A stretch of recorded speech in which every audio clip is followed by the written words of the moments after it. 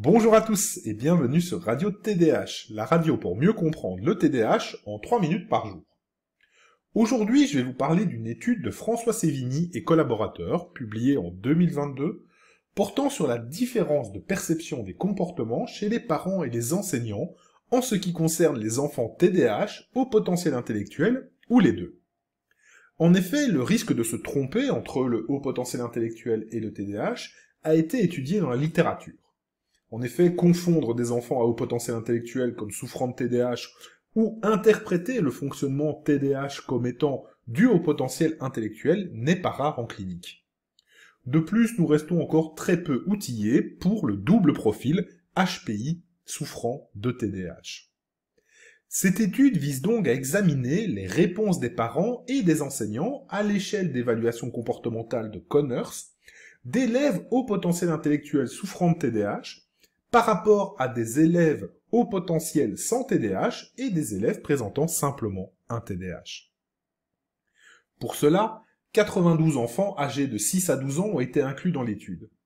Sur la base d'évaluation clinique utilisant à la fois le CASADS, le WISC-5, mais également d'autres tests cognitifs, les élèves ont été répartis en 3 groupes. HPI-TDAH, TDAH seul et HPI seul. Leurs parents, ainsi que leurs enseignants, ont rempli l'échelle de Conners. Les résultats de cette étude ont mis en évidence que les réponses des mères, des pères et des enseignants à l'échelle d'évaluation distinguaient très bien le groupe haut potentiel intellectuel des deux autres groupes, mais pas le groupe des hauts potentiels TDAH et des TDAH seuls. Cela nous semble relativement normal étant donné que l'échelle de Conners investigue principalement les symptômes du TDAH et que ceux-ci ne changent pas en lien avec le niveau intellectuel. Les difficultés d'apprentissage observées par les enseignants étaient l'élément le plus significatif qui distinguait à la fois les élèves au potentiel TDAH des élèves TDAH seuls, indiquant que le haut potentiel intellectuel est un facteur important dans l'apprentissage des élèves. D'autres résultats indiquent que les parents signalent plus de problèmes d'inattention chez les enfants HPI-TDAH que les enseignants. De plus, les mères observent plus de problèmes d'apprentissage et de fonction exécutive chez leurs enfants HPI-TDAH que les enseignants. Cela nous semble fortement étonnant étant donné que la majorité des apprentissages scolaires se réalisent non pas à la maison mais bien à l'école.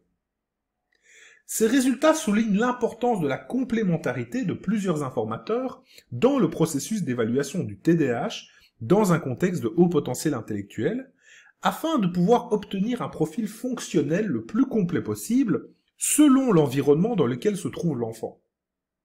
Cela permettra aux professionnels de proposer un accompagnement le plus adapté possible selon les situations individuelles et évitera sans doute de faire des généralités dans ce cadre spécifique du HPI-TDAH.